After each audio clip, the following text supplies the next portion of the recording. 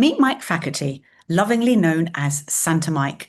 A standby Santa, storyteller, and speaker, Mike steps in when Santa can't be there, partnering with businesses, charities, and community groups to help people feel seen, valued, and appreciated in simple human ways. Through his signature message, the Santa mantra, which is show appreciation, nurture thoughtful actions, Mike offers practical, heartfelt tools that leaders and teams can apply right away. Whether it's a kind word, a moment of recognition, or a thoughtful thank you, he shows how small gestures can lift morale, spark connection, and create a culture where people feel truly valued. As Santa, Mike brings joy through custom video and audio messages, event appearances, and celebrations that honour the people behind every organisation's success.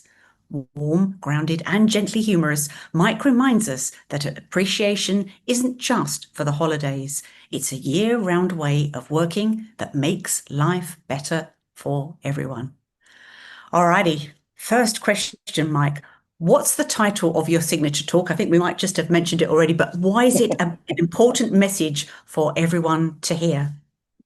Well, it is, of course, the Santa mantra, the show appreciation, nurture thoughtful actions. And it's important because people aren't shown enough how valued they are. They are. Mhm. A recent survey by Vested found that 97% of people leaving businesses left because they felt undervalued rather than underpaid.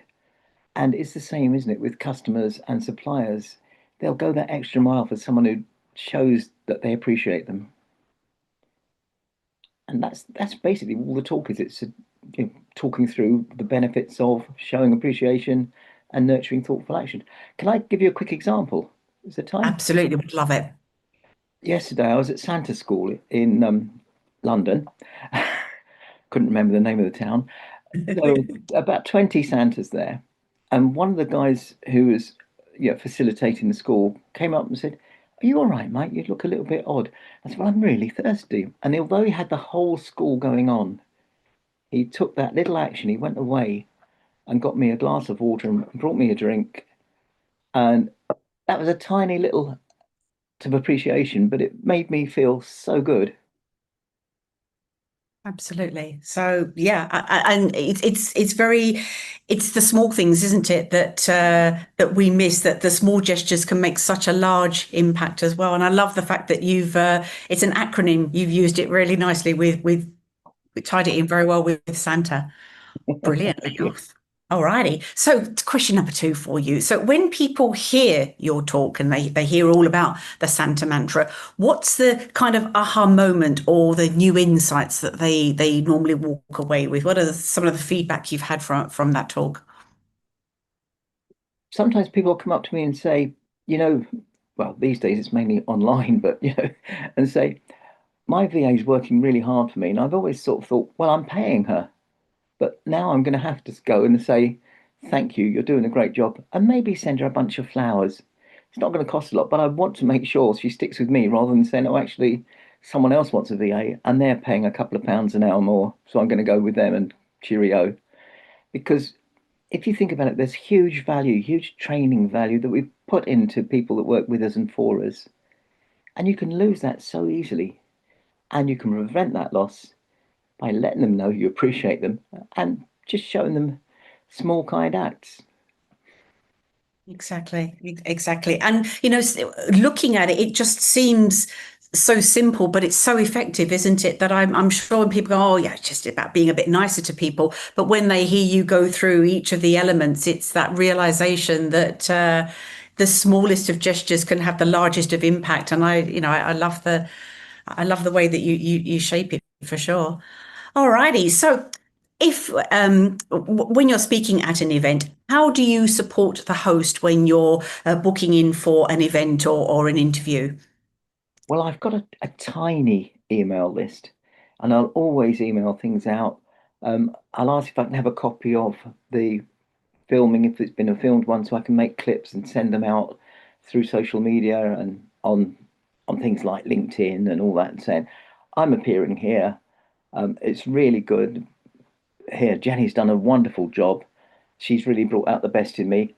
Have a little look. And I've got headshots to send. And as you saw, an intro.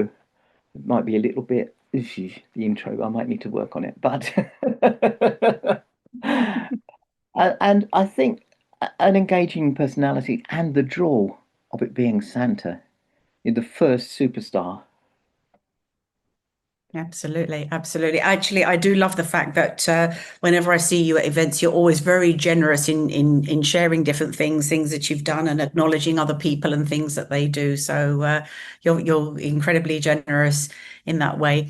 So when it comes to speaking opportunities and guest slots, what are the sort of formats and time lengths that you're most comfortable with? So are you somebody that likes to give a talk, or do you like the ebb and flow of interview? What works best for you?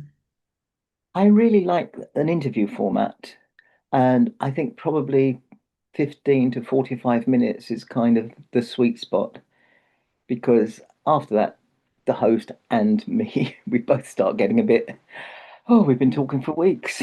And I love the flow of an interview rather than sort of, and this is this, and that is that, and doing the set Yeah, speak at fantastic. people thing. Yeah. Do you like to be obviously you have the ability to do both, but do you like the virtual format or in person? You're happy with both? Yes, I'm perfectly happy with both, but obviously the in real life is kind of limited geographically unless people are prepared to pay a lot of money to fly you out to places. Whereas here we are, you're in Sri Lanka, I'm in the UK, and we can talk and it works. Yeah, In a absolutely. way, thank goodness for COVID. Oh, sorry, it's an awful Well, thing to say, but you know, it in made all actual fact, being, as we came into the virtual world, so it actually means that people then get to, globally get to see and hear you more. I mean, it's such a privilege to be online that people, although you're based in the UK, wherever people are in the world, they can have you speak at their event, or they can have you on a podcast, or as part of a panel or a masterclass or whatever. That's the joy of virtual, is that it's not just limited geographically. It means the whole world can enjoy all the good things that you have to say. yeah. Alrighty. So what sort of assets and prep materials do you provide to make things easier for a host of an event or podcast or whatever it may be? Mhm. I've got lots and lots of shots of me, either as Santa or even as Patchpeg the Pirate, but I think we're going to mainly concentrate on Santa, aren't we? And Or let's give it. We'll talk about we'll talk about your pirate in just a second. But yeah, do carry on. yeah, so as I say, I've got lots of action shots, lots of headshots as Santa in the full regalia, and as I say, I have got a small list that I can send Mhm. it to, and I can share it out. And I've I'm linked into a thing called Lightbulb on Facebook, which has got a lot of press. It's basically entrepreneurs and members of the press. And I'm always really happy to post stuff on there. And quite often, not always, but quite often it gets picked up. So Yeah. there's a chance of real press coverage as well as online stuff. Mm. Um, I'm still on X and I'm quite happy to use the hashtag journo request to spread stuff out to the press. And I've got my own, again, very few followers, my own YouTube channel for Henley Mhm. Santa. And I'm very happy to put a copy of the video links on there, or if it's an audio podcast, I can make it into a video by adding some still pictures of Santa as we go through it. Fantastic. And also we see you on LinkedIn as well. You're there too, aren't you? Yeah. So we were just before I round off our interview, characters. Now, of course, we know you as Mike Facherty. Most of us know you as Santa Mike, and we love you however you are. But now, pirate. Now, your pirate, give us a flavour of your pirate character. All right. As it happens, As it happens, this is a well, mistake because I should have put the eye patch on first. Oh no, it's it's all right. We'll gone. forgive you. It's gone. We're gonna have to imagine it. Never Oh, mind. here it is. Here it is. Sorry. Do we have time for Always this? ready. You can always We have finish it time for and then this. can start, can't you? Wow. That was a There we bit. go. Well, right then. I'd just like to ask you, why is it that pirates struggle with learning the alphabet? Why do pirates struggle with learning the alphabet? Well, we spend so long stuck at sea. I Oh, didn't say these it are was the going to be a great joke, did I? I just thought I'd tell you a little joke so you've got a feeling. Because there are podcasts like children's story podcasts where old Patch Peg fits in a treat. There are others, yeah. obviously. If you're doing a podcast about business benefits of appreciation, you ain't likely going to want pirates, although there are business benefits to being a pirate. It's not a huge investment up front, and you get good return on investments. There are some risks, though. And that was Peg. So actually, just to quickly ask you then, that's something that you can speak as that character as well and, Yeah, and turn up to storytelling. Storytelling. Tell us a little bit about your storytelling. I am a storyteller. I tell stories for children and for grown-ups, and that's telling stories, not reading stories. A lot of people they get called a storyteller when they're actually reading from a book. I Yeah. like to know the story I'm telling and telling it. This Halloween, I did three Berkshire libraries as Patch Peg, telling a mixture of stories and jokes and kind of slightly scary Halloweeny pirate stories and non-pirate stories. And I just love doing that. Uh, can I just show off a minute? You can indeed. The Monday of the Halloween week, so I think that was what, about the 27th of October? Mhm. I was at the House of Lords for an afternoon tea with the British Moroccan Society, and I was presented by the Moroccan ambassador to the Court of St. James with my official Guinness World Record certificate for being part of the team that won the world record for the longest continuous storytelling back in Morocco in the storytelling festival back in January. My goodness, that truly is an accolade. I know, and all the other storytellers had already had them at various story festivals through the year, and I hadn't been able to get to any this year.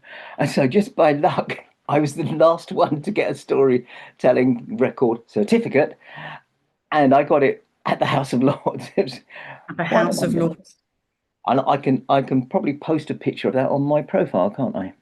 You absolutely can in your speaker profile. Yes, indeed you That's can. such a good tool, the speaker profile and the speaker's connection. It's wonderful what you guys are doing. Well, thank you so much. Alrighty, finally, what's the best way for people to reach out and book you or have you speak on their stage or on their podcast? How do we get a hold of you? I am on LinkedIn, and we can put a detail of that All your there. details will be there. But my website is www. There, I'll start that again. All the W's. Yeah, three lots of W, and it's probably an HTTPS at the beginning as well. But Mhm. www.henleysanta.com, and people can send me an email through there, and it will reach my normal mikefacherty@gmail.com mailbox. You're busy getting out there and I think it's lovely to interview you and to hear your stories as well, and I know that you've got plenty of stories for if you're on a podcast or you get the opportunity to be interviewed. There's lots of lovely things that you can share as well, which is always an absolute joy to hear. So thank you so much. We'll pop this on your profile so that people get a flavor of Mike Facherty, Santa Mike, Pirate Peg, did you say? Pirate Patch Peg? Peg the pirate. Patch Peg the Pirate, Patch Well, Peg the Pirate, yeah. and more. Brilliant. Thank you so much. Oh, thank you, Jenny. It was lovely.